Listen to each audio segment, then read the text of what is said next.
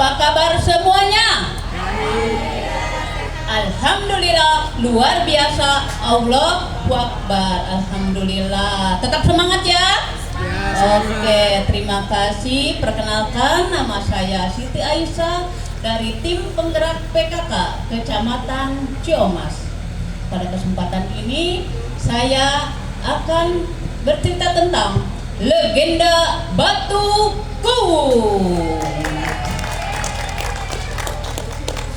Alkisah di masa lampau, pada zaman pemerintahan Sultan Haji, hiduplah seorang saudagar yang sangat kaya tapi sombong.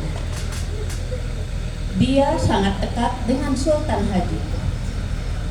Karena kedekatannya itu, sehingga dia mempunyai hak monopoli perdagangan lada di Lampung. Sehingga dengan adanya monopoli itu, dia sangat mudah mengumpulkan hartanya. Tak segan dia akan sewenang-wenang terhadap warga untuk meminjamkan uang, sehingga tanah pertanian yang ada di wilayah desanya itu semuanya jadi milik dia. Dia memberikan hutang, dan ketika warga tidak mampu membayarnya, maka tanahlah yang menjadi jaminan itu. Ketidaksewenang-wenangan saudagar itu bertambah-tambah saat dia diangkat menjadi seorang kepala desa. Dia tidak segan-segan memeras rakyatnya, memberikan upah yang sangat kecil, sehingga rakyatnya tambah benci terhadap kepala desa itu. Menyadari akan hal itu, kepala desa mengangkat beberapa pengawal pribadinya untuk mengamankan dirinya dan juga hartanya. Pada suatu hari, datanglah seorang kakek tua, seorang pengemis yang sangat kumal. Dia terpincang-pincang ke rumahnya. Hai pengawal, sudilah kiranya kau memberi aku makanan dan makan. Aku sudah tidak makan 2 hari, Tuan. Hei, mau apa kamu kesini? Pengawal itu berkata. Kepala desa yang sedang tidur pun terbangun karena mendengar ribut-ribut uang. Hei, ada apa ini? Mengganggu tidurku saja. Ini Pak Kepala Desa, ada pengemis tua yang meminta-minta. Usir dia. Ya. Akhirnya bukan mendapatkan makan, tapi mendapatkan caci maki. Pulanglah si pengemis itu.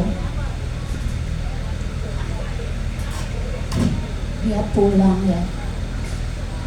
Keesokan harinya, si pengemis datang lagi ke rumah kepala desa.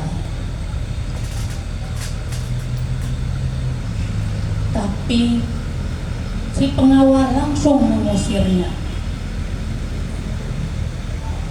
Pada hari ketiga, si pengemis datang kembali ke kepala desa, ke rumahnya. Kepala desa pun langsung memerintahkan untuk mengusirnya. Pengawal, usir pengemis itu, kalau perlu disiksa sekalian. Pengawal langsung memukulkan tongkat pada pengemis itu. Tapi ajaib, apa yang terjadi? Ternyata tongkatnya malah potong, patah dan si pengawal itu tersungkur kesakitan. Dan kepala desa pun menjadi heran, dia kaget, berarti orang ini bukan orang sembarangan. Dan sebelum pergi, si kakek berkata, "Hai kepala desa, aku sudah datang baik-baik kepadamu, tapi kamu memperlakukan aku seperti ini. Tunggu pembalasan atas kamu terhadap saya. Kamu akan merasakan menjadi orang miskin seperti kamu." Akhirnya si kakek pulanglah. Pada malam hari, si kepala desa termenung. Dia tidak bisa tidur. Dia memikirkan apa yang dikatakan si pengemis itu menjadi pemikiran. Dia menjadi apa benar seperti ada-ada aja ini. Masa iya aku menjadi seorang miskin, padahal kekayaanku banyak sekali. Keesokan dia tidak bisa bangun. Pengawal, kenapa ini kakiku? Pengawal, tolong aku! Tergopol-gopol kepala desa, ada apa? Ini kakiku, tak bisa diangkat. Kepala desa, pengawal, tolong carikan tabib yang paling mujarab.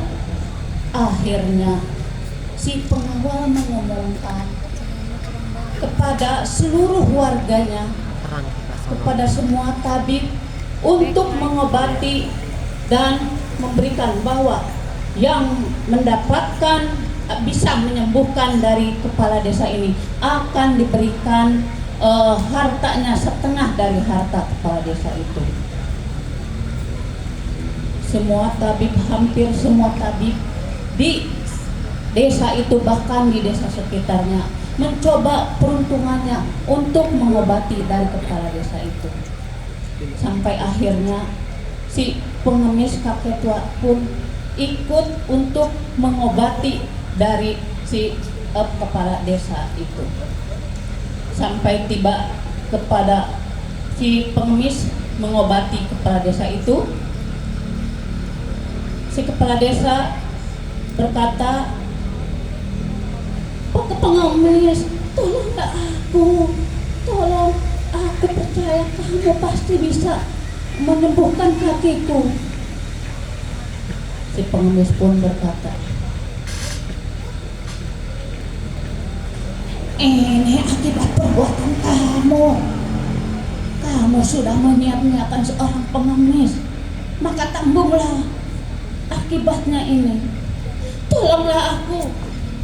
Tolonglah, kek. Ada 3 syarat untuk bisa sembuh. Pertama, kamu harus menghilangkan sifat sombong, dengki dan kikir kamu. Keduanya, kamu harus bertapa ke Gunung Karang 40 hari 40 malam. Dan ketiganya, kamu harus menyerahkan seluruh kekayaan kamu kepada warga yang membutuhkan." "Baiklah, kek." Si kepala desa pun dia merubah sifatnya yang kikir dan sombong. Dan ajaib, kakinya jadi bisa digerakkan sedikit. Sambil tertatih, dia akhirnya, si kepala desa itu dengan menggunakan tongkat, dia berangkat ke Gunung Karang untuk memenuhi syarat yang kedua, yaitu bertapa di Gunung Karang. Dengan tertatih-tatih dibantu tongkat, akhirnya dia sampailah di gunung dan menemukan batu yang cekung. Bertapaklah dia siang dan malam, siang diterpa panas, malam dengan angin dan dingin, tak dihiraukan oleh dia karena kekuatan keinginannya untuk sembuh. Menjelang 40 hari muncullah air dari celah batu yang dia duduki untuk bertapa. Maka dia selesailah bertapanya dan langsung dia mandi. Dan ajaib, ketika dia selesai mandi, tubuhnya menjadi segar. Padahal dia 40 hari 40 malam tidak makan. Singkat cerita, maka pulanglah dia kembali ke desanya dan melaksanakan janjinya yang ketiga, yaitu memberikan semua tanah pertanian kepada warganya. Dia hanya menyisakan sepetak untuk diolah sebagai sumber kehidupannya. Dan cerita itu sampai sekarang masih turun-temurun menjadi cerita. Batu Kuung menjadi pariwisata andalan di Kabupaten Serang, Provinsi Banten. Letaknya ada di Desa Batu Kuung, Kecamatan Padarincang, kurang lebih 32 km ke sebelah selatan kota Serang. Dan dari cerita tadi kita bisa petik moral, yaitu jabatan, harta, tahta akan membinasakan diri kita ketika kita tidak bisa bersyukur. Pepatah Melayu mengatakan, harta jangan mematikan dan tahta jangan membinasakan. Semoga kita tetap menjadi orang yang bersyukur, tidak menjadi orang yang kupur. Sekian, terima kasih. Assalamualaikum warahmatullahi wabarakatuh. Waalaikumsalam warahmatullahi wabarakatuh.